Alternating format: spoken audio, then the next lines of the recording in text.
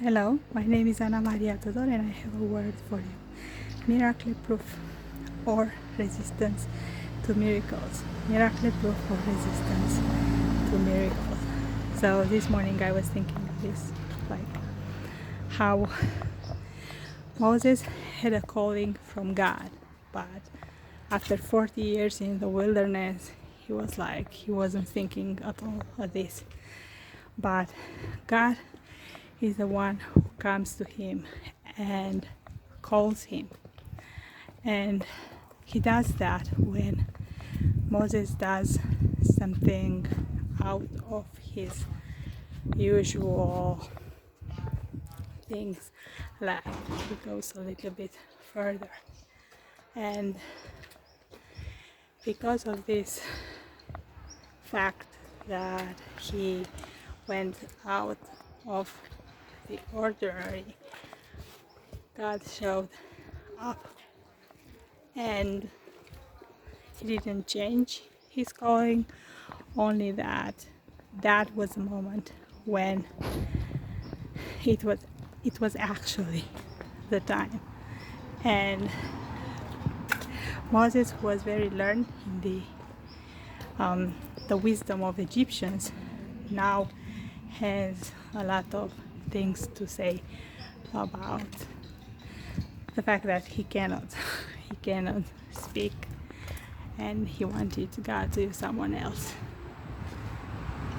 Another age where like he didn't see himself like the one doing that, but that was not the point.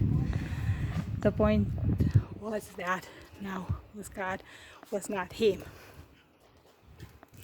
who will do what God will say.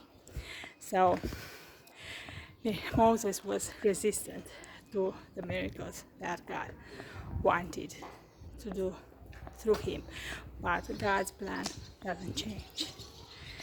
So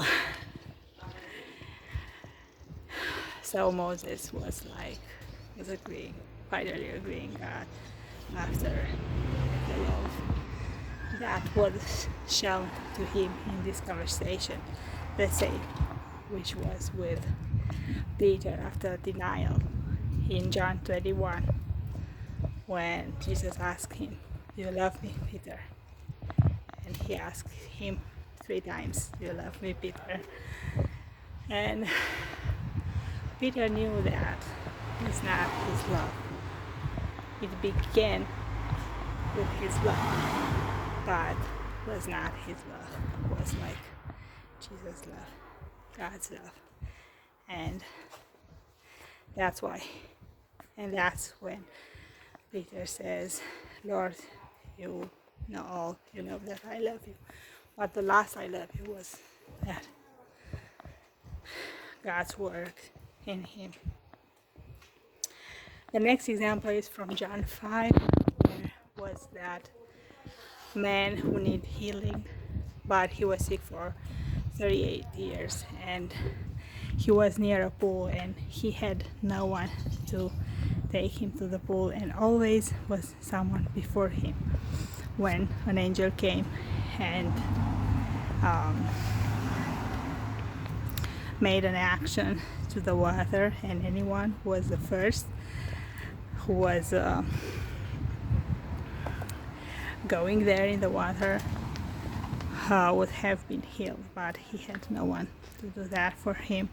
And someone said that this is a miracle, that this is the only miracle where Jesus came to the man. Usually people were the one who were coming to Jesus, "Have mercy," or "Help me," or "Someone touched me," or "Come and heal my son, my daughter," But at this one, Jesus came, and he didn't even need someone to take him into the pool, because Jesus was there, and he was the one who was about to do that, and he did. And he was resistant, but Jesus was there in the power was obvious and it worked.